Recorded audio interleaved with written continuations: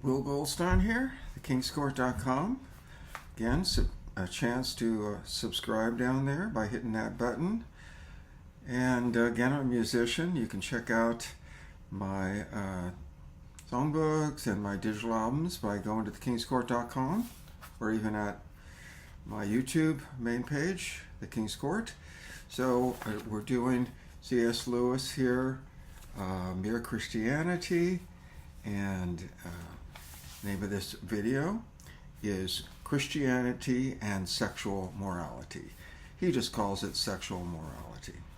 He starts out by saying what Christians call chastity must not be confused with social modesty. In other words, or propriety or decency. The social rule lays down how much of the human body should be displayed and what words may be given to a social circle. The rule of chastity is the same for all Christians at all times, but the rule of propriety changes. What he's getting at is different cultures have different ideas about that, and at different times, and so those rules of propriety change, but the Christian law of chastity does not change. So chastity basically just means that if somebody's not married, and it's only if someone's not married, by the way. So if someone's not married, then they're chaste. So they're not going out and having sex with other men or women, okay, when they're not married to. That's called fornication. So unless you're married, chastity is the Christian rule. When people break the rule of propriety, they do so in order to excite lust, maybe in themselves or in other people. And some people break it through ignorance, and they are guilty only merely of bad manners. If one breaks it defiantly in order to shock or embarrass others, then they are being uncharitable. And they're taking pleasure in making other people feel uncomfortable. Often people of different ages do not acknowledge the same standard. Our motto should be a real desire to make others as comfortable as we can. Chastity is the most unpopular of the Christian virtues. The old Christian rule is either marriage with complete faithfulness to your partner, obviously, or total abstinence. This is so difficult and so contrary to our instincts that either Christianity is wrong or our social instinct has gone wrong. Being a Christian, meaning C.S. Lewis, says the instinct has gone wrong. I agree. The biological purpose of sex is children, just as the biological purpose of eating is basically to repair the body. And then he goes on to say, if a healthy young man indulged his sexual appetite any way that he chose to, and whenever he felt inclined, and if in each one of these cases he produced a baby, well then in about 10 years or so he might easily populate a small village. Teenage man gone astray. Some people think that such things as the striptease, he's talking about now strip bars, and that sort of thing, result not from sexual corruption, but from sexual starvation. Before accepting sexual starvation as the cause of the striptease, we should look for evidence to support that. And then he says, but there is no such evidence. Contraceptives have made sexual indulgence a lot less costly and far safer than it ever was before, and the public opinion is less hostile to illicit unions, even to perversion. And then he goes on to say, basically like the pagans or pagan times. Everyone's sexual appetite grows by indulgence. More you do it, it's going to grow. It's just going to the stronghold's going to be deeper and deeper and deeper. Perversions of sex are numerous, and they're very hard to cure and frightful. You and I have been fed a lot of lies about sex. These lies are that sexual desire is the same as any other natural desire. If only we abandon the silly old Victorian idea, everything will be lovely. It is not true. When you look at the facts, the propaganda that is fed to you, you see that it is not true. The fact that the human race reproduces itself in a certain way, and it happens to give pleasure, well, that's great. Some muddle-headed Christians in the past, and perhaps presently as well, talk as though sex and the body and the sexual act for pleasure is wrong. And of course, according to C.S. Lewis, they are wrong in thinking that. Christianity is almost the only one of the great religions that approves of the body and believes that matter is good. That's a whole nother discussion, but we won't go there. God himself took on a human body, and some kind of body is going to be given to us up in heaven to be an essential part of our happiness and for our beauty and our energy. Christianity historically has glorified marriage. The greatest love poetry in the world has been produced largely by Christians. So if anyone says that sex in itself is bad, Christianity immediately contradicts him. I have 2 children, 2 daughters. There's nothing to be ashamed of in enjoying your food.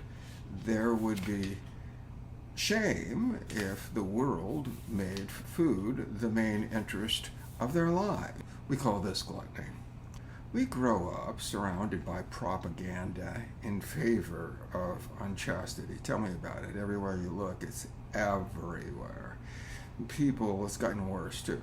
People keep our sex instinct inflamed. So why do they do this? Because they make money. Do they care about you? No, they just want your money. God knows our situation, the difficulties that we have to overcome. What matters is our perseverance and our pure will to overcome them. So in other words, God knows it's a struggle if you're faced in that situation. So he is sympathetic to your cause. Before we can be cured, we must want to be cured. Those who really wish for help get it. For many, even the wish for help is difficult. And he goes on to say, a famous Christian long ago told us that when he was a young man, he prayed constantly in order to get chastity. But then later on he realized his heart had been secretly adding, but please, Lord, don't do it yet. And of course, anyone who knows Christian history knows that he's talking about Augustine. He does not mention the word Augustine here. But it is Augustine. If you've read the Confessions, then you would know that it's Augustine. The problem that we really are facing is our warped natures. The devil tempts us. It gives us propaganda for lust, and it makes us feel that the desires we are resisting are really natural, and really they're healthy, and it's very reasonable to submit yourself to them. And then when you look at films and novels and associate these ideas with sexual indulgence, and that it brings health and normality, which is a lie, outside of marriage, and this whole idea is, according to Lewis, a lie. like all powerful lies, it's based on partially on the truth. The truth is that sex is normal and healthy under the right conditions. The lie consists that any sexual act to which you are tempted is healthy and normal. This is quite apart from Christianity and is purely nonsense. Surrendering to all desires leads to impotence, disease, jealousies, lies, concealment, and everything that is the reverse of what is truly health. And for happiness, quite a lot of restraint is going to be necessary. Every sane, civilized man must have some set of principles by which he chooses to reject some of these desires and to permit others. And these sorts of things are Christian principles, hygienic principles, sociological principles. The conflict is really between Christian principle and these other principles that are so-called natural or belonging to nature. You'll have to control some of these natural instincts anyway, so you might as well get to it. Christian principles are admittedly stricter than others, but you will get help, he's talking about the Holy Spirit, in obeying them if you choose that help. Many people are deterred from attempting Christian chastity because they think it is impossible. I can understand that. One must do the best one can. People quite often do what seemed impossible before they did it. So, similar to the old principle, if at first you don't succeed, try again. Get up and give it another shot. We may be sure perfect chastity will not be attained by merely human efforts. So that is true. If you're in a situation where you're not married, you will need God's help in order to achieve chastity. It may seem that even when you do attempt it, that no help is coming, or less help than you need is being given to you. Each failure, one must ask for forgiveness, and so pick yourself up and try again. What God first helps us towards is just the power of trying again. Don't give up, in other words. This principle teaches us to depend on God. We cannot trust ourselves even in our best moments. We need not despair.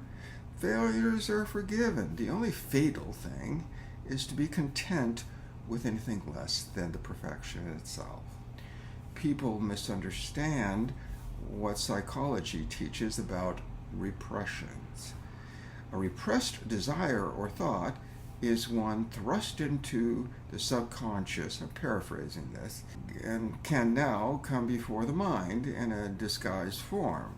When engaged in resisting a conscious desire, one is not dealing with repression. On the contrary, those attempting chastity are more conscious about their own sexuality than anything else.